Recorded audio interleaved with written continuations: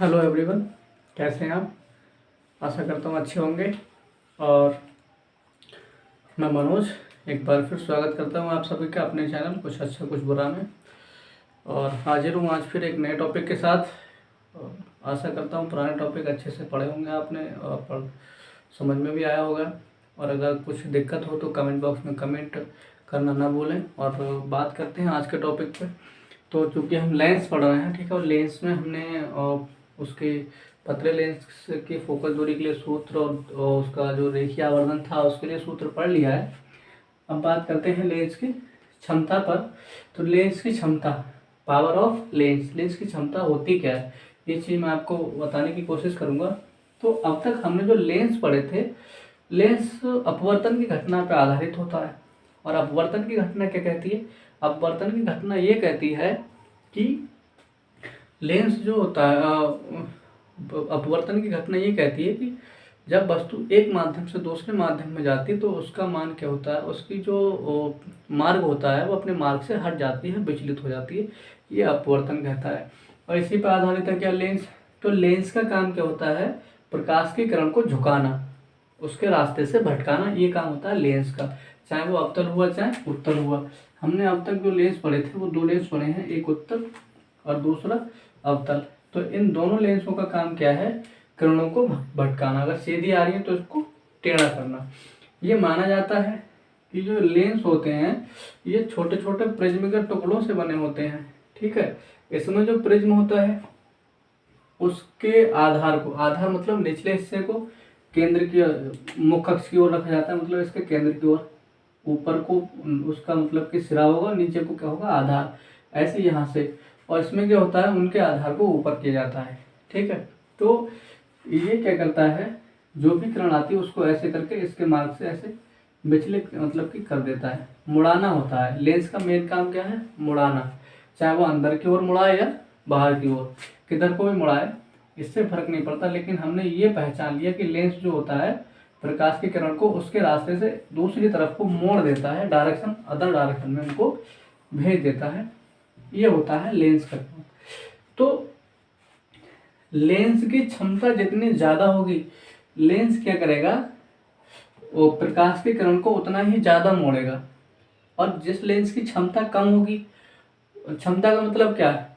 वो कितना ज़्यादा मोड़ सकता है प्रकाश की किरण को और कितना कम मोड़ सकता है, वो क्षमता लेंस की क्षमता कहलाती है। जैसे कि जैसे इस वाले लेंस पे प्रकाश की किरण मैंने डाली, ठीक है, ये वाली, तो इसने बहुत दूर जाके ऐसे मोड़ा, तो इसकी क्षमता कैसी हो गई? कम। और अगर मैं यहाँ पे एक दूसरे लेंस की बात करूँ, इस लेंस पे प्रकाश की किरण डाली, इसने तुरंत यहीं पे मोड़ दिया, तो इसकी क्षमता कैसी हो गई? मतलब मोड़ने की क्षमता, हमारे काम करने की जो क्षमता होती है, काम करने का, वो हमारी क्षमता कहलाती है, काम करने की जो शक्ति होती है। तो इसमें जो मोड़ने की शक्ति है वही क्या कहलाती है? लेंस की क्षमता है। कितना अधिक मोड़ेगी और कितना ज़्यादा।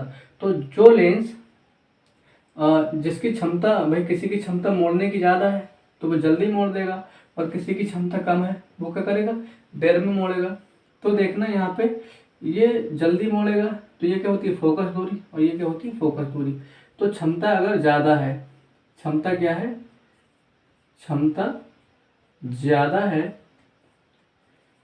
तो फोकस दूरी कैसी हो जाएगी? कम हो जाएगी। क्षमता को कैसे लिखते हैं? पी से। पावर ज़्यादा है तो फोकस दूरी कैसी? क्योंकि वो जल्दी मोड़ देगा। और अगर कैसी है? पावर कम है तो वो देर में मोड़ पाएगा, यानी कि फोकस दूरी कैसी हो जाएगी? ज़्यादा हो जाएगी। यानी कि क्षमता कैसी है? क्षमता, क्षमता ये मैं गलत लिख रहा हूँ। क्षमता कैसी है? कम है। जब क्षमता कम होगी तो देर में मोड़ पाएगा ये, और देर में मोड़ पाएगा तो फोकस दूरी कैसी होगी? ये बढ़ जाएगी। यहाँ से लेंस के पृष्ठ से और यहाँ तक की दूरी को हम लोग क्या कहते हैं? फोकस दूरी कहते हैं। तो जिसकी क्षमता ज़्यादा होती है उसकी फोकस दूरी कैसी होती है? कम होती है। और जिसकी क्षमता कम होती है उसकी फोकस दूरी कैसी होती है? ज़्यादा होती है। क्षमता का है कि लेंस की किरणों को मोड़ने की क्षमता, जिस लेंस की किरणों को मोड़ने की क्षमता या शक्ति ज़्यादा होती है उसकी फोकस दूरी कैसी होती है? कम होती है। और जिस लेंस की किरणों को मोड़ने की क्षमता कैसी होती है? कम होती है उसकी फोकस दूरी कैसी होती है, ज़्यादा होती है। तो हम सीधे सीधे कह सकते हैं एक चीज़ कम हो रही है दूसरी ज़्यादा हो रही है, यानी कि जो क्षमता होती है लेंस की वो व्युत्क्रमानुपाती होती है, व्युत्क्रमानुपाती होती है, व्युत्क्रमानुपाती होती है किसके, फोकस दूरी के। किसके व्युत्क्रमानुपाती होती है, फोकस दूरी के। ओके, क्षमता को लिखते हैं P से और फोकस दूरी को लिखते हैं हम लोग F से। इस तरह से हम लोग कह सकते हैं। ओके, मैं समझता हूँ आपको समझ में आ गया होगा। जितनी लेंस की क्षमता ज़्यादा होगी जल्दी मोड़ा देगा तो फोकस दूरी कम हो जाएगी। लेंस की अगर प्रकाश के किरण को मोड़ने की क्षमता कम है तो वो देर तक मोड़ पाएगा, दूरी लगेगी तो फोकस दूरी क्या होगी, बढ़ जाएगी। यानी कि कम क्षमता तो फोकस दूरी ज़्यादा, ज़्यादा क्षमता तो फोकस दूरी कम, एक दूसरे के उल्टे। P ऊपर F नीचे, एक ऊपर एक नीचे उल्टा हो गया। तो किसी भी लेंस द्वारा प्रकाश की किरण को मोड़ने की क्षमता को, मोड़ने की ताकत को ही हम क्या कहते हैं, लेंस की क्षमता कहते हैं। कितनी जल्दी किरण को मोड़ सकता है। तो अब इससे परिभाषा निकाल देंगे। लेंस की क्षमता लेंस की फोकस दूरी के व्युत्क्रमानुपाती होती है। ये सीधी सीधी परिभाषा है। क्या, लेंस की जो क्षमता होती है, यहाँ लिख दे रहा हूं मैं, पावर ऑफ लेंस, लेंस की क्षमता क्या होती है, फोकस दूरी के कैसी होती है, व्युत्क्रमानुपाती होती है, व्युत्क्रमानुपाती होती है। यदि किसी, हाँ एक चीज और रहेगी इसमें, जबकि फोकस दूरी कायम हो मीटर में हो। ठीक है, अर्थात ये हो जाएगा P अनुक्रमानुपाती 1/F और ये कायम हो गया मीटर में। और अगर ये सेंटीमीटर में है, F सेंटीमीटर में है तो F सेंटीमीटर में है तो सूत्र क्या लगता है, तो लगता है P समानुपाती 100/F, यहाँ लिख देंगे क्या, सेंटीमीटर में। तो ये वाला सूत्र लग जाता है। ये है पावर ऑफ लेंस का, लेंस की क्षमता की परिभाषा। ठीक है, जिस लेंस की फोकस दूरी ज़्यादा होगी उसकी, लेंस की फोकस दूरी क्या होती है, लेंस की क्षमता लेंस की फोकस दूरी के व्युत्क्रमानुपाती होती है। ओके, अब हम बात करेंगे किसकी, पतले लेंस के सूत्र की।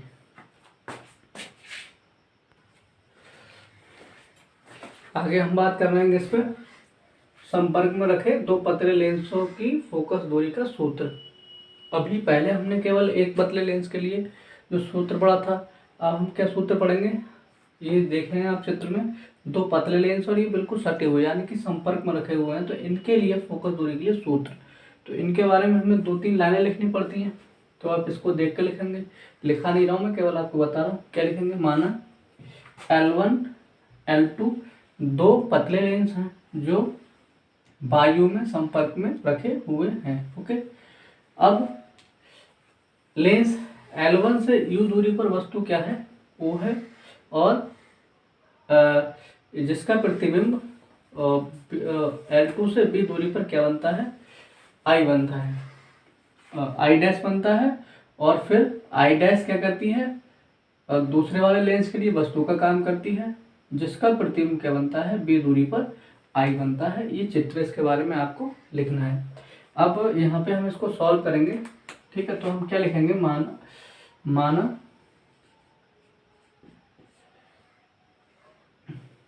L2 लेंस नहीं है तब L1 द्वारा, हमने मान लिया क्या, ये L2 लेंस नहीं है, तब L1 द्वारा वस्तु O का प्रतिबिंब B डैश दूरी पर क्या बनता है, आई डैश बनता है। तब क्या हो जाएगा, हमने ध्यान से सुनेंगे, माना L2 लेंस नहीं है, हमने मान लिया ये वाला लेंस नहीं है, तो O का पहले वाले लेंस द्वारा जो प्रतिबिंब बनता है वो आई डैश बनता है कितनी दूरी पर, बी डैश बनता है। तब पहले, यानी कि पहले मत लिखो, L1 लिख दो, L1 की फोकस दूरी क्या हो जाएगी, 1/F1 बराबर 1/B, और माइनस का 1/U होता है ना, तो यहाँ पर U तो है लेकिन B की जगह पे क्या है, B डैश, तो ये B की जगह पे क्या हो जाएगा, B डैश। इसको हमने लिख लिया क्या, समीकरण नंबर 1। अब ओके, ये हो गया समीकरण नंबर 1। आगे लिखेंगे लेंस L2 द्वारा, लेंस L2 के लिए प्रतिबिंब क्या करता है, आई डैश वस्तु का काम करता है, वस्तु का कार्य करता है, जिसका प्रतिबिंब B दूरी पर I बनता है, जिसका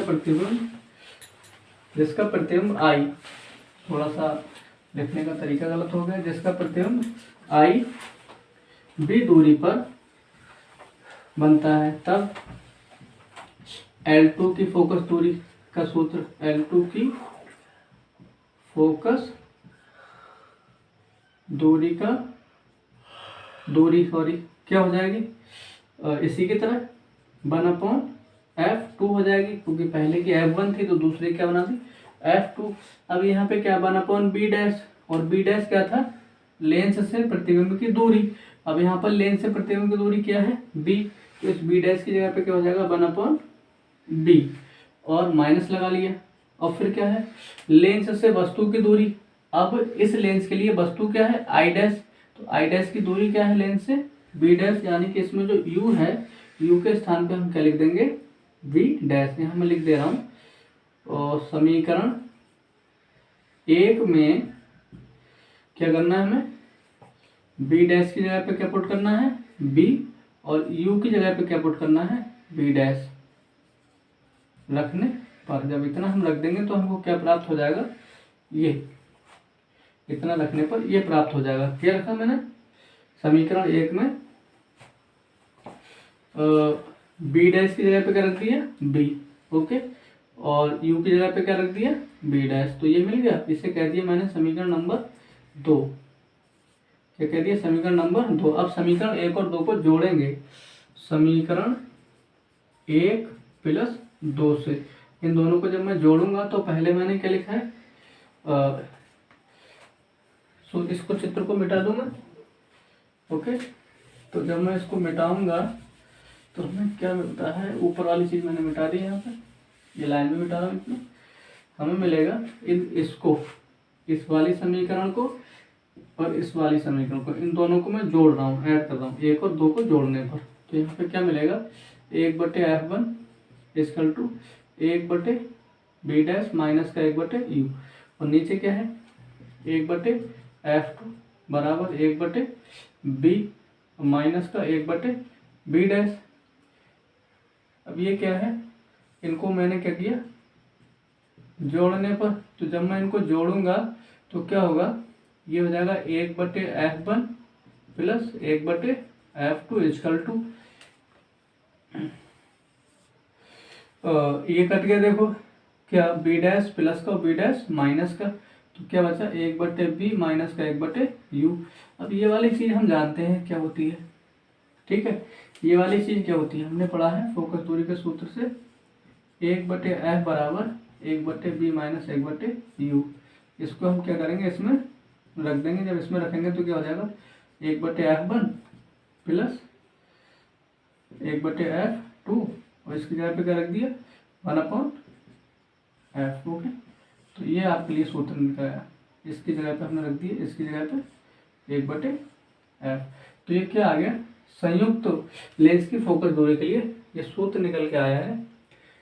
संपर्क में रखे दो पतले लेंसों के फोकस दूरी का सूत्र। तो संपर्क में रखे इसको सीधा कर लेंगे, इधर लिख दे रहा हूँ सीधा करके यार, या इधर यहाँ लिख दे रहा हूँ 1/f, इसको पहले लिख लिया और बराबर हो जाएगा 1/f1 plus 1/f। That is final, it is final formula है ये, ठीक है, दो पतले लेंस की फोकस दूरी के लिए। अब मैं समझता हूँ समझ में आ गया होगा। ओके, तो आज के लिए इतना ही, बाकी बात करते हैं कल नेक्स्ट वीडियो में।